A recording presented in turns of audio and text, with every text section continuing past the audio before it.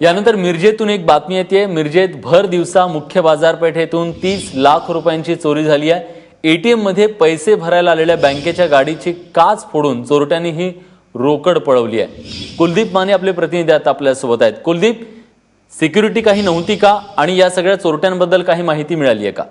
विलास, नक्कीच हा प्रश्न पहिल्यांदाच उपस्थित होतो की जर एवढ्या मोठ्या प्रमाणावर एटीएम मध्ये पैसे भरण्यासाठी जर रक्कम नेली जात असेल तर एटीएम मध्ये पैसे भरले जात असताना त्या गाडीपाशी कोणी उपस्थित कसा नव्हता, हाच प्रश्न पोलीस देखील जे अधिकारी पैसे भरण्यासाठी जे कर्मचारी आहेत, खासगी कंपनीचे जे कर्मचारी आहेत, त्या कर्मचाऱ्यांना हा पहिला प्रश्न पोलिसांनी विचारला आणि त्यांना देखील अधिक चौकशीसाठी पोलीस स्टेशनमध्ये नेण्यात आलेलं आहे। साधारण दुपारच्या आसपासची घटना आहे आणि भर दिवसा ही जवळपास 30 लाख रुपये या गाडीमध्ये होते आणि ते सर्व रक्कम या चोरट्यांनी लंपास केल्याचे समजतंय।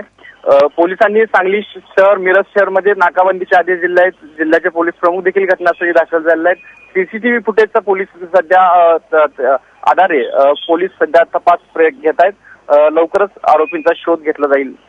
विलास, धन्यवाद कुलदीप, तुम्ही दिलेल्या सगळ्या सविस्तर माहितीबद्दल।